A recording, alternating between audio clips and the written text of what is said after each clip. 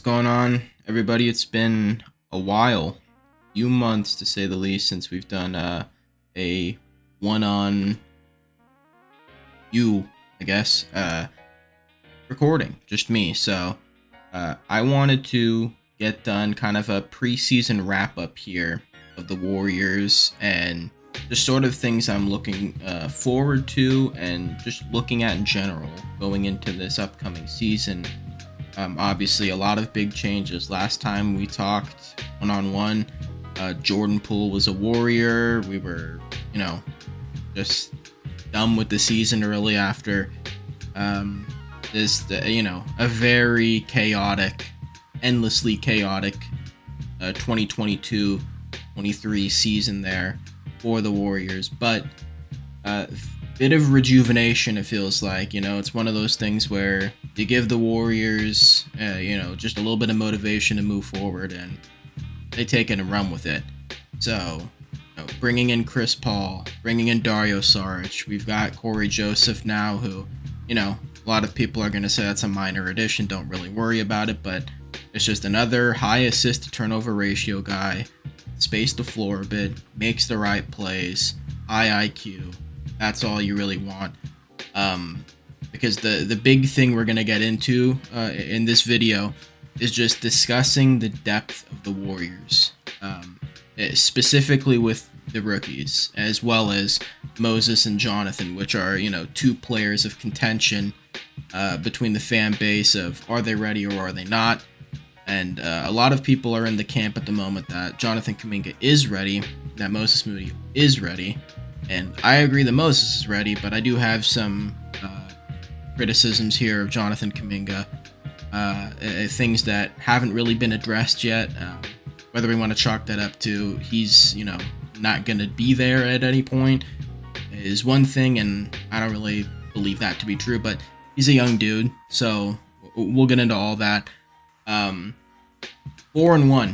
during the preseason for the Warriors. It was just nice to see these the bench in particular, and the second unit, whether it was top heavy second unit with heavy Jonathan, heavy Moses, or if it's Podziemski, Saric, Trayce Jackson-Davis, just anyone on the bench combined, everyone was putting up stellar minutes throughout the entire preseason. I don't think there was one game where they did not perform at a high level. If frankly, the bench of this year would smack the dog shit out of the bench from last season. Mostly because the bench from last season wouldn't even be half as good as it was, or half as bad as it was, meaning like it would have been far worse had Draymond not become, like 60% of his minutes go to playing with Jordan Poole on the bench. So it's just nice to see these guys come about and really start to put stuff together and play at a high level. We got to see Brandin Podziemski really show himself. I mean, he had some flashes there in the summer league, but immediately everyone went to criticizing his jump shot. And I mean, even in the preseason, he didn't shoot particularly well. But if you're gonna sit here and like talk about the jump shot of Brandin Podziemski after the preseason he had, I don't know what to tell you. You just don't know ball. Like, this dude is like, I can't think in the last, I don't even know how long it's been since the Warriors have had a draft pick that is just this ready for the NBA. Like, understands the game perfectly, positioning, angles, understands where to be, grasping the Warriors system, knowing what shots to take and what shots not to take, how to take care of the ball, defend without fouling, positioning when taking charges, just every little bit of basketball that you could ask for in a young guy who, mind you, played 1 year, right? I think he played 1 year at Santa Clara. For him to come in and look the way he's done, or look the way he has, is just unbelievable. And again, I can't remember a Warrior coming in this prepared. Because the Warriors always try to draft win now. They've obviously, these last couple seasons, they've drafted a lot of project players. Obviously, Wiseman didn't end up working out. Jordan Poole was kind of a project. Kuminga's a project. Moses is more of a win now, but he's kind of had a slow start. Patrick Baldwin Jr., Ryan Rollins, they were projects. Obviously, they're on the Wizards now, but Brandin Podziemski, kind of a contentious number 19 pick. A lot of Warriors fans were heavily on board with getting Cam Whitmore. Understandably so. You can never have enough wings, and the way he's played in Summer League and in the preseason, a lot of people kind of feel silly for not taking him. And I'm sure the Warriors probably do to an extent, but you can't be angry at all with what Podziemski has shown so far. I mean, frankly, I just off of the first or the second Lakers game when they went down to Staples, he nearly had a triple-double in his second preseason showing. 10 points, 6 boards, 10 assists. Just an unbelievable where I'm at the point already with him where I'm like, okay, we all know Chris Paul has the injury issues. If he goes out, throw Podziemski at the 6. Really? Are you gonna say that he's not ready for it? He just makes the right plays. He elevates those around him. His playmaking skills are fucking incredible for being a rookie. It just blows my mind how skilled this dude is. And they really hit here. And, we talked about before, at the start of last season, Jordan Poole could be the future. I think we're all at the point where it's like, you just don't know what you're going to get from Poole. The talent is there, but, trying to get him to use his talent properly and maximize his strengths seems to be a very difficult task. Obviously, he had the big 41-point night here in the preseason, and then shot 1 of 15 from the field the next game. It's preseason, but that's kind of the Jordan Poole experience. It's very hit or miss, inconsistent, but again, my point in bringing that up is Brandin Podziemski does not really seem to have that because he provides so much more than just a big scoring punch or the flashy ball play.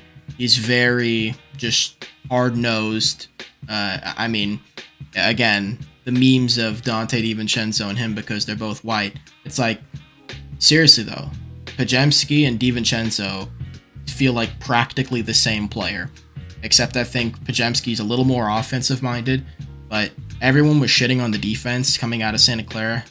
I have not seen much of an issue. He's let a couple guys through, but number one, it hasn't really nothing really came of it, but he's made up for it defensively as well, reading passing lanes, even getting a block or two. He's everywhere, man, and I'm just thoroughly impressed. I do want to get in here to the games he had.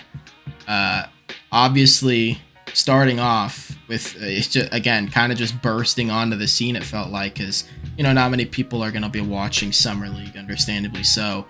And, preseason still, you're probably not going to get too big of an audience. A little bit bigger, but not as big.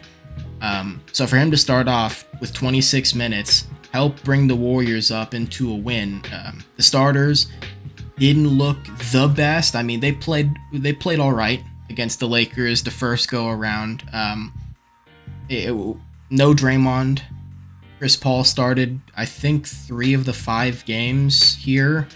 Or 2 of the 5 games, came off the bench for 1, something like that. Podziemski ended up getting a start here. He got the start against the Kings in game 1 against the Kings, sat game 2. But his opener here against the Lakers, 11 points, 6 boards, 4 assists, a block, and a steal. 1 foul in 26 minutes. 1 foul. That's a huge thing. Okay, we've talked about it so many times. The Warriors foul a ton, send the opponent to the line a ton, don't get to the free throw line at all.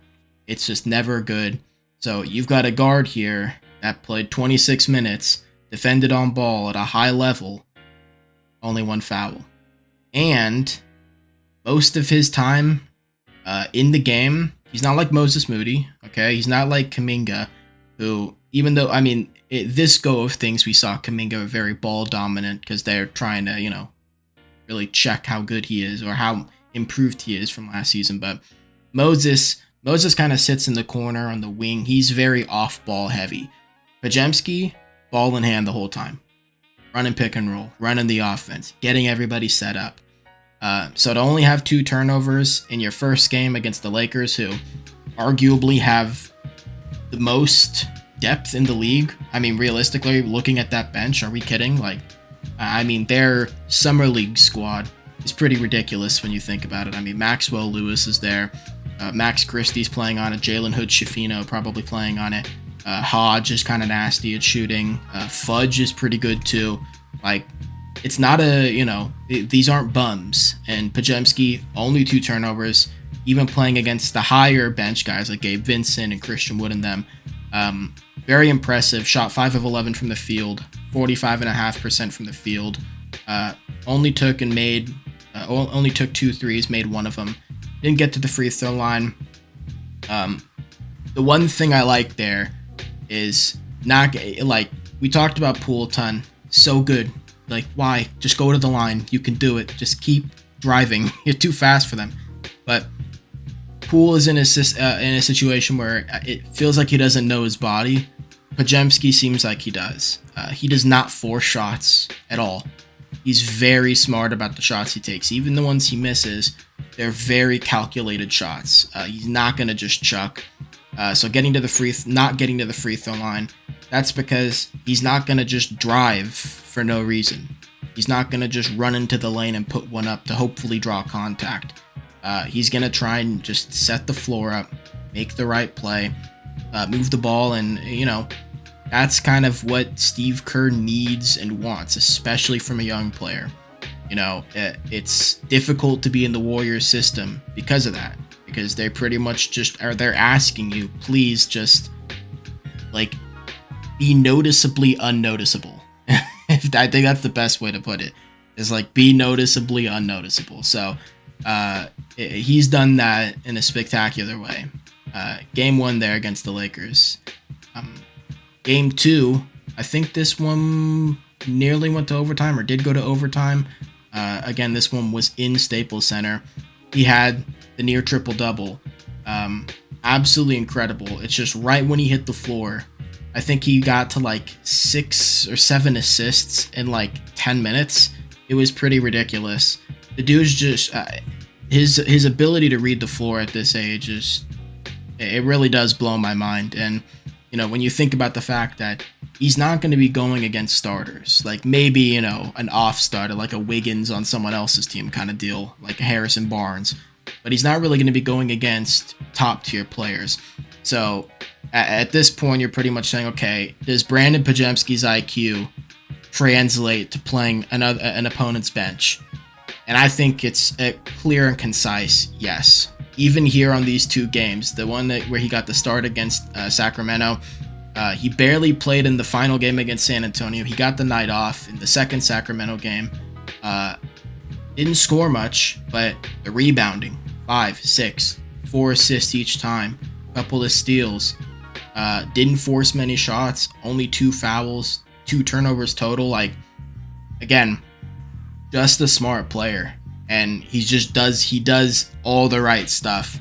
I've been thoroughly impressed with him this preseason.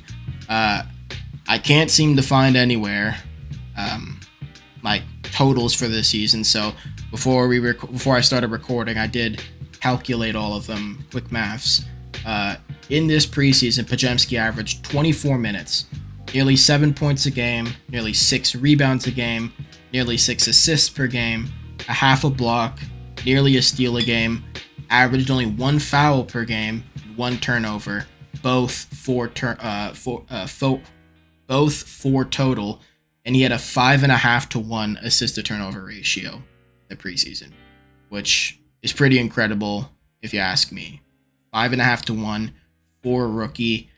Again, this isn't going to be against starters, so looking for like Chris Paul assist numbers for Podziemski coming off the bench is unfair to ask, but just what we've seen here, if he could come in and play like 10 minutes and give you like 3, 4, and 3, or 3, 4, and 2, and no foul, no, like 0 to 1 fouls, 0 to 1 turnovers, like that's a pretty incredible like addition, to be honest. Like, because again, I'm just looking back to last season, and Ty Jerome had some moments. DiVincenzo, because Steph got hurt, because Wiggins was out, DiVincenzo played a ton, like way more than anticipated. He was going to be the sixth man or not the sixth man, the seventh man, because Poole was going to be the sixth man, but injuries and whatnot really made DiVincenzo kind of play more than we expected and anticipated. So seeing a guy kind of in that DiVincenzo role, obviously further back in the rotation, unfortunately, even though it seems pretty glaringly obvious he's ready to play like pretty high minutes, he probably won't. I would be beyond shocked if he played 15 minutes a game, at least in the first month of the season. But yeah, thoroughly impressed with Podziemski. 19th pick here for the Warriors, and again, I don't want to get too far ahead of myself here, but I look at Podziemski and I see that's the point guard of the future. That is the point guard of the future. Not because he's dropping 25, but because he's just a smart player. He makes the right plays. It's Tony Parker kind of shit. It's like, he's not doing too much. He's not going to really light you up, but he makes the right plays. Then you look at the box score and you're like, man, he's a positive in every game he plays in. This is pretty weird. Let me go look. Nothing looks impressive. And then you watch and you just see nothing's really affecting him. He's just making the right moves. So, yeah. Move on from there. We've got Trayce Jackson-Davis. Now, obviously we've talked plenty about the Warriors lacking size in the paint. Kevon Looney has been holding down the fort here. Draymond has been holding down the fort here. That's really been it. Obviously, the addition of Dario Saric, kind of a stretch 4/5 sort of deal here.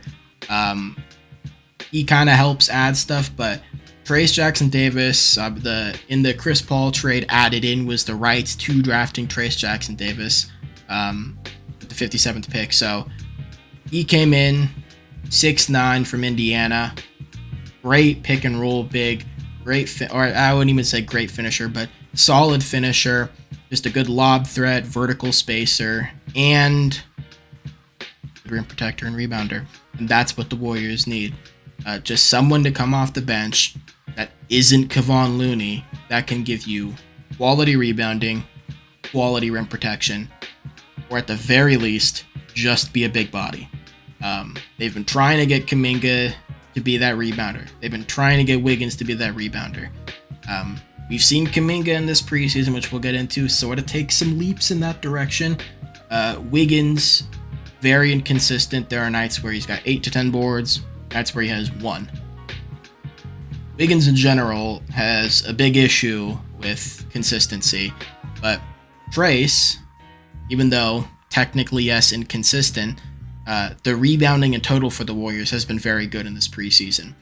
But he did get the start in the second game at home against Sacramento, his first start with the Warriors of his young career, and put up 13 and 10 and played pretty spectacular defense on Domantas Sabonis.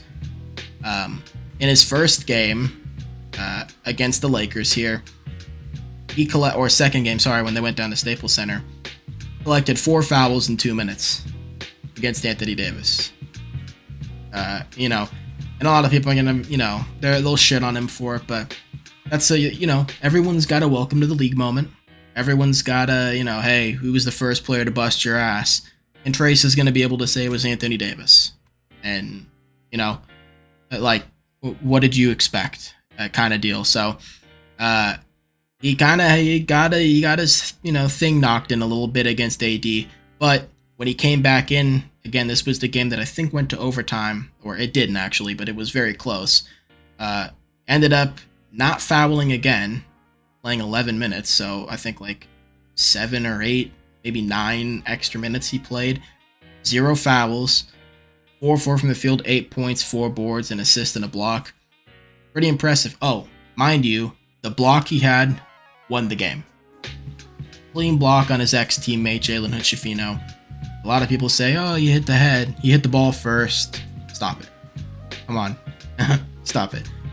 Trayce looked good. He's looked good this entire time. And kind of the more he's played, Chris Paul's gotten more involved with him. Steph's got more involved with him. Podziemski's got more involved with him. Lester, even Jerome Robinson, who for some reason was getting big minutes here. I don't know why, but yeah, I don't know.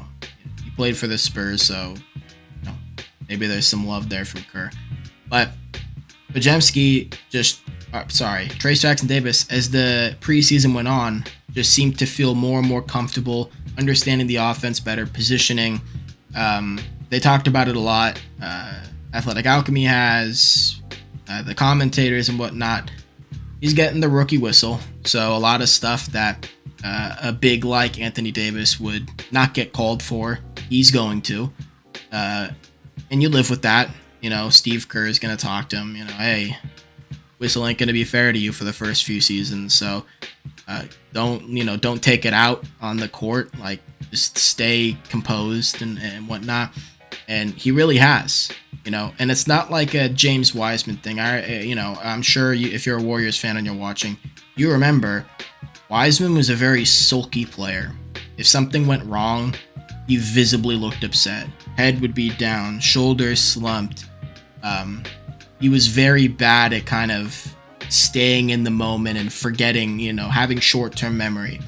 Trayce Jackson-Davis seems to have very good short-term memory. Just keeps on playing, keeps on rolling with the punches, and that's the only thing you can ask for. You know, like he's gonna have a pretty big role, I think. At least like come the second half of the season. You know, the Warriors. Let's be honest, like the health, it's kind of we're running into the hit or miss area with the Warriors starters with the health. And, you know, as much as Kevon Looney's been an Iron Man, it's hard to sit here and say that he's going to just never miss a game. So Trayce's role is going to be pretty integral in just playing some spot minutes, helping Kevon Looney kind of just chill a bit, you know, not have to throw 150% every single night. And having Dario there as well is going to help with that load too. So thoroughly impressed with Trayce's play. In this final game here against the Spurs, you know, they lost to the Spurs, as you could see. Victor Wembanyama absolutely threw everyone off on the Warriors roster. But once he was out of the game, things started to come back on track. The young guys, you know, almost rallied, almost got them back into it. Just, you know, barely. Svi Bakailu had kind of a nasty final few minutes. But you see here, 6 points, 3 boards, 1 assist, 2 blocks, all in the span of 12 minutes. You know, he looked good. Whether it was 12 minutes, 25, 11, 50, like every little span he's had, he's done some good stuff. And that's what you want. This is not a project piece. This is not a, you know, look back in 5 years and see, okay, how did this pan out? This is we need cheap center depth and a good pick and roll partner, a solid rim protector and rebounder. He's that. He has the instincts. He has the feel. This isn't a Wiseman situation where it's like, oh God, you know, I have to root for him because he's a Warrior, but he's clearly not meant for this league. So really happy here to see Trayce playing well. We didn't get to see too much of him in the summer league, so I was very much looking forward to the preseason here to see this kind of play, because this is what I've been hoping to see, and I think we've all been waiting for, is just having another big on the roster like this. Next.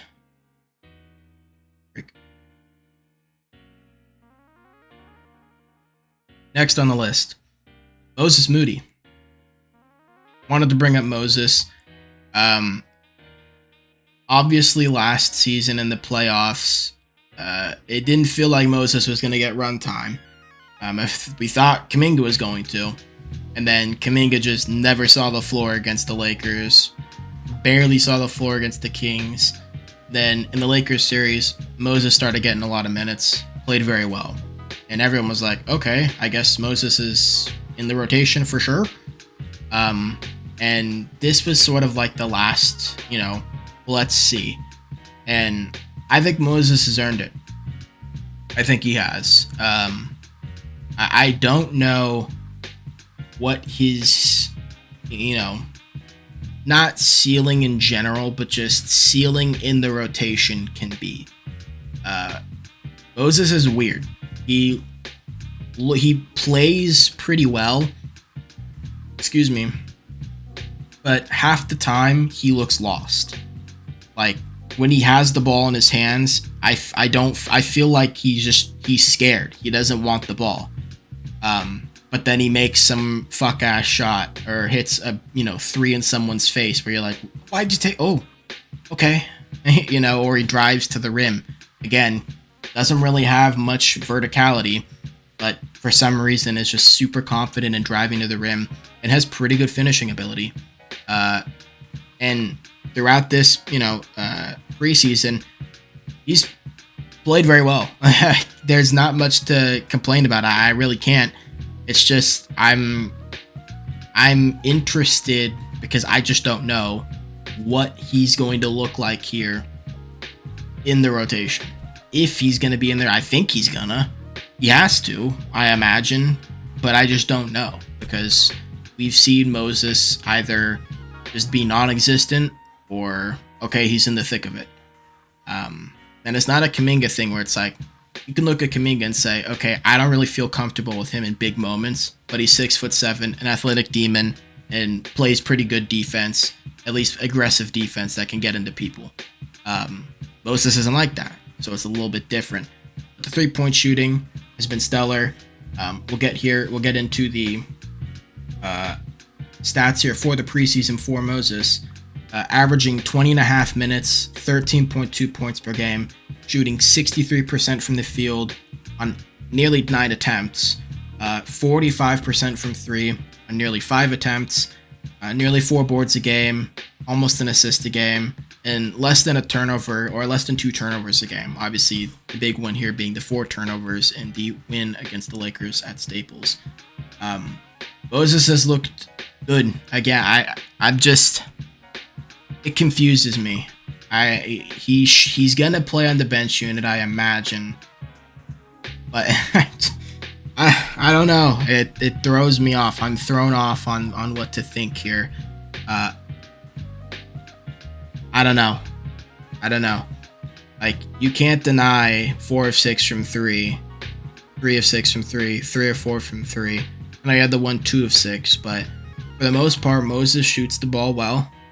He doesn't take bad shots. And a lot of the time, surprisingly, he ends up with the ball in late shot clock situations and makes something out of nothing. And he ends up making something out of nothing.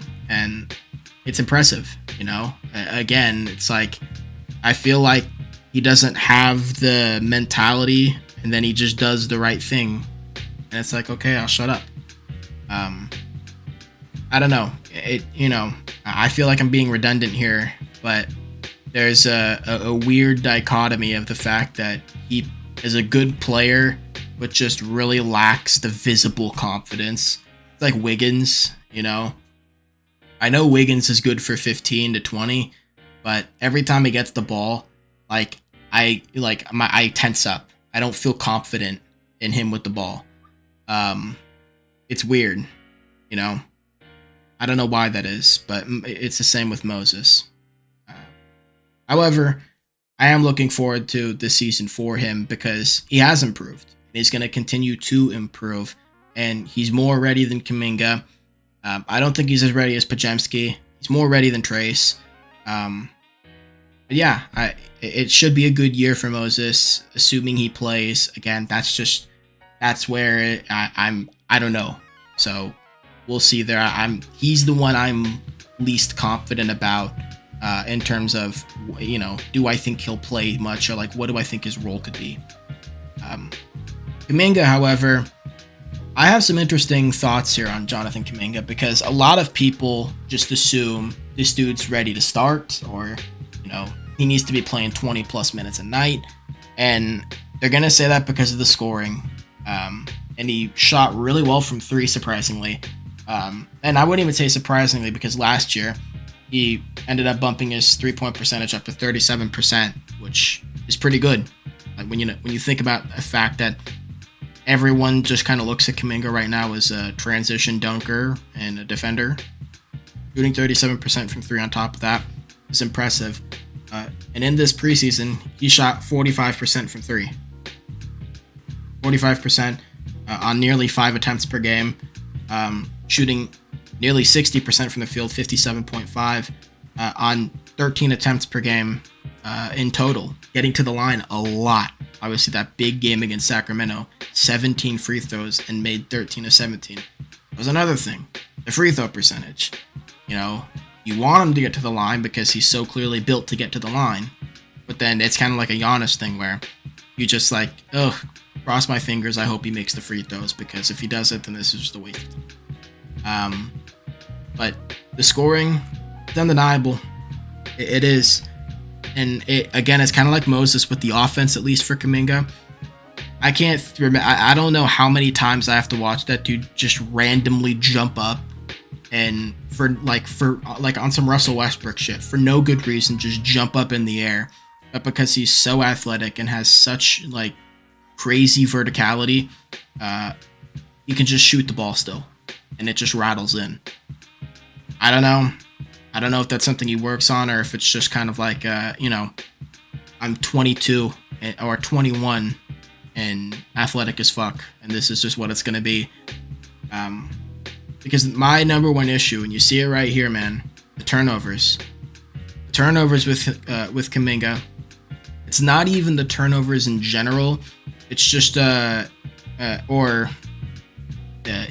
particular, it's the general like feeling of the turnovers, because it kind of outlines the same thing we've talked about since the jump with Kuminga. Is it's not about the talent or potential or the ability to play now. It's just the IQ, and it's not like a Wiseman thing. I want to make that clear. Wiseman ain't built for this. Kuminga, he's just not there yet. He'll be there soon. He will. I think in like 2-3 years, his grasp of understanding positioning, angles, rebounding, playmaking, it'll all be a lot more put together. Right now, he's still just very raw. The one thing I did like, we see the 5 fouls here, but he did play 34 minutes. The fouling was down for Kuminga. No matter the minutes he played, who he played, fouling was down. That's another big thing, is if you want to be an elite defender, you can't be like Dylan Brooks or Jaren Jackson Jr. the first few years of his career and just consistently foul out. You can't do it. It's not viable, especially because you're not Jaren Jackson, where Jaren Jackson's always going to start because he's a franchise player. If you're Jonathan Kuminga, you're just trying to be a rotation staple. So if you're constantly coming in on some Kent Bazemore shit and just foul, you're not going to play. Steve Kerr's not going to play you. It's not. And the big thing here is, we're talking about how improved the bench looks so far. All this preseason does is it opens up more rotation opportunities for Kuminga. He no longer fits that, okay, can't shoot, can't handle the ball, can't play make. He kind of just has to be on, in an Andre Roberson type of deal. I think Kuminga can play the 3. I think Kuminga can play in a lineup where there is Trayce Jackson-Davis and Draymond Green and be a spacer. I think he can handle the rock if need be. He's got the playmaking skills. He's got the vision.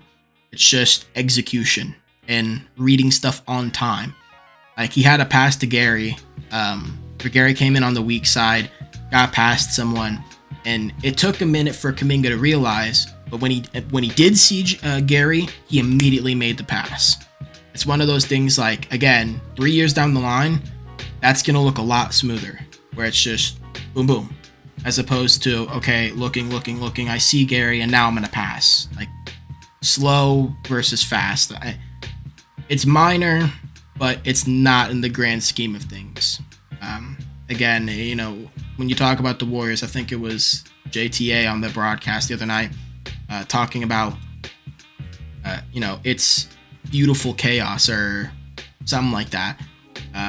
That's how the Warriors play. and they need high IQ players for that. And that's why you see additions like Corey Joseph, like Rudy Gay. Obviously, Rudy Gay getting waived, but I imagine him or he will probably end up with that roster spot, especially because for some reason they waived Javonte Green. I thought he for sure. We talked about Dominic and I that he could be a fantastic pickup in general for the Warriors, just as a good wing defender, but I guess not.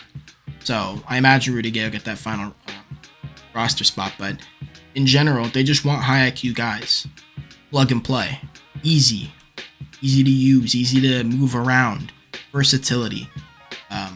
And the more Jonathan gets minutes, the more that versatility is going to show. And I think, we're seeing right now, he's not just the power forward that can only play spot minutes because he can't shoot. He fouls too much. The turnover machine. Doesn't have good touch around the rim. Doesn't get to the free throw line. Doesn't rebound. You know what I mean? Now it looks like, okay, we're seeing consistent rebounding. The playmaking is visible. The scoring punch is there. And mind you, these last 2 games that Jonathan played, credit to him, the starters played a lot of minutes. Not in the Spurs game. That one was just a flop. But even in that Spurs game, Kuminga played some big minutes, had a big scoring punch in the first quarter. I think like 10 points pretty quickly, 7 or 10 points. Getting on the glass, just doing a lot of stuff. Not in as much time as he's had in other games here in this preseason. And again, the fouling down, turnovers down. That's what I want. That's what I want to see, because that is going to make Jonathan a rotation staple. And that's going to make him a very dangerous player in the league. This right here. If he could have games like this on a consistent basis, 13, 6, 5, play maybe 20. I don't even think he'll play 20 minutes. But if he were to average like 9, 5, 3,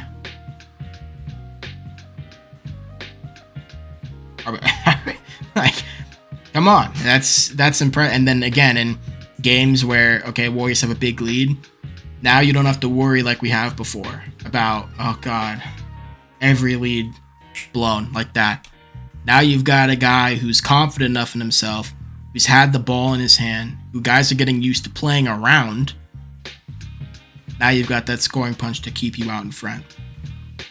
And that's going to be big when resting players, obviously. Now, the West is just so packed, so there are going to be games where, okay, we're either throwing this one because fucking, it ain't worth it, or guys are hurt, so we need you to step up. And I think we're getting to the point where Kuminga can answer the call, but it's just the IQ. It's just seeing how much can this guy play without being a net negative, all things considered, because everything else is there. Everything else is there. You don't want it to be another Poole situation where it's just, we're always talking about how talented he can be. Sorry, I don't know why that keeps doing that. But I wanted to go over one more thing. And that's my thoughts on Chris Paul. A lot of criticism about Chris Paul here, being with the Warriors, because again, Warriors fans really want a true center, just a true center, and they weren't really happy getting Chris Paul, but I think he's really gonna do a lot. And we saw him come off the bench here. I forget which one it was. I think it was the game in Sacramento that went to overtime. I think it was where Chris Paul came off the bench. But you can just see the impact he has. I don't have his stats up. I probably should have brought them up. But every game, he's not going to score too much. He's not prime Chris Paul. But he's going to give you 5, 5, and 5 with little to no turnovers. Get those cheap fouls and slow the tempo down and just play a good brand of basketball. Get the right guys involved. Make the right play. Already, so many times in this preseason where Chris Paul was playing, there were just like, okay, things are kind of in disarray. But everybody looks at Chris, gives him the ball, lets him go to work, and it's just, okay, slowly dissect, dump off to Dario, layup. We play some defense. Okay, we get the stop and come back in. Slow, dump off to Dario, pass back, Steph's open. You know, just he knows how to get the game back on track, and the Warriors just have not had that. Jordan Poole did not provide that. Draymond can only do so much. So you really need a guy who can control the game the way Chris Paul can. Even Sean Livingston wasn't that kind of player. So I think Chris's value is going to show a lot more once Draymond's back in, because I think that's the other thing is with Draymond out in this preseason, it's been a little hard to gauge how everything's going to, work out here. And I'm not really worried about the state of Draymond. He's practiced a ton over the offseason. Everybody says he's looked good. So, it's just about how are the young guys going to fit? How are the young guys going to perform? Because Chris Paul can elevate them. They can elevate him. The bench could be spectacular. We already know how productive the starters are. That's pretty much the big thing is just, how is this all going to mesh? Because it's all visible how good this or how well this thing could work out. The cogs are there. It's just let's get them all on track here. And all four of these dudes, man, they've got the juice. They've got the juice. And I think they can all be big time players here for this team. I hope they don't get stuffed on the bench, but I think Steve Kerr knows that at the very least, Brandin Podziemski is clearly cut for the league. So I'm very excited. Tuesday, we're very close. It's Sunday night right now. This is going to be a big night. I don't know if Draymond's going to play yet. They said he might. It's all depending on how he feels. He did scrimmage today 5-on-5, so Draymond could potentially start on Tuesday. Maybe not. I hope he does because, the number one thing that I really want to see here from the Warriors is just get a good start to the season, man. Don't start off, nonchalant like, we've got time. It's like, you do, but you don't. Don't get into the same habit of last season of like, we'll just keep pushing it off. We'll be fine. We'll be fine. We'll be fine. Like, no, you got to have some authority here. And, if Draymond, if you're 80%, man, you got to play. Like, I think you got to play. I don't think it should be, I'm going to sit this one out and prepare for the playoffs because, every game is going to matter here in the West. There are no breaks. So, I'm excited. I'm nervous, but this is going to be a fucking fun, hell of a season, man. That's pretty much going to wrap things up here. I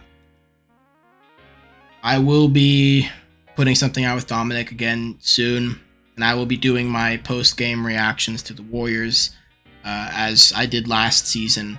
So, I guess incoming that. Fucking hell.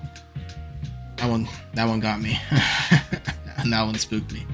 But there will also be other videos sort of like this where they are commentary based, but just going over things Warriors related or just league related. We still have to talk about Victor Wembanyama, who is just a fucking menace. I hate him. I love him. That's so weird to watch, but regardless, that's gonna do it. Kind of a long video as far as commentary stuff has gone for me, but it's been a while, so it's fun to kind of get back into the swing of things. Season is right around the corner. We're like less than 48 hours away. I'm hyped. So if you liked the video, leave a like, comment, and subscribe. Yeah, thank you for watching, and peace.